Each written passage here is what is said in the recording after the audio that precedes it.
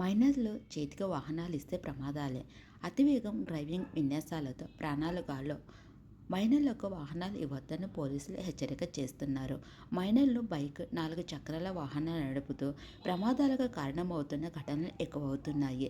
యుక్త వయసులో డ్రైవింగ్ విన్యాసాలు తెలియనితనం వారితో పాటు ఇతర వాహనదారుల ప్రాణాల మీదకు తెస్తున్నారు.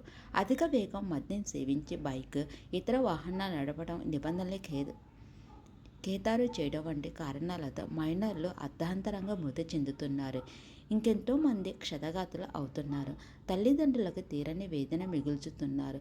ఆర్థిక స్తోమత అంతంతే ఉన్నా అతి గారాబం కారణంగా తల్లిదండ్రులు లక్షలు పెట్టి బైకులు కొనుగోలు చేసి వారికి బహుమానంగా ఇస్తున్నారు. కానీ ముందున్న ప్రమాదాలను గ్రహించలేకపోతున్నారు. మోటారు వాహనాల చట్టం ప్రకారం డ్రైవింగ్ లైసెన్సుకు దరఖాస్తు చేసేందుకు 18 సంవత్సరాలు పూర్తి అవ్వాలి. కానీ ఆ వయసుకు ముందే మైనర్లు వాహనాలు నడుపుతున్నారు. ప్రమాదాల బారిన పడుతూ ప్రాణాల మీదకు తెచ్చుకుంటున్నారు. మైనర్లు వాహనాలు నడుపుతూ పట్టుబడితే తల్లిదండ్రులు సంరక్షకుడితో పాటు మైనర్లకు కౌన్సిలింగ్ ఇస్తారు.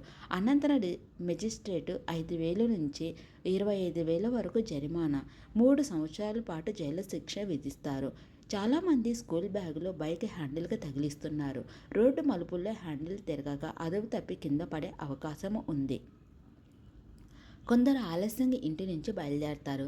స్కూల్ టైం మించిపోతుందని వేగంగా లేదా రాంగ్ రోడ్లో ప్రయాణాలు చేస్తున్నారు. పిల్లలు వాహనాల మీద ఉన్నప్పుడు ఇతర వాహనాలు ఓవర్టేక్ చేయకపోవడం మంచిది. 4 సంవత్సరాల లోపు చిన్నారులను వెనుక కూర్చోపెట్టుకోవద్దు.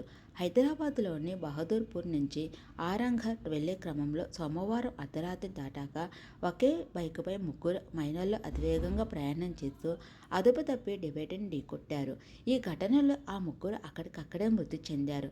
అతివేగం ఈ ప్రమాదానికి ప్రధాన కారణమని పోలీసులు ప్రాథమిక నిర్ధారణకు వచ్చారు.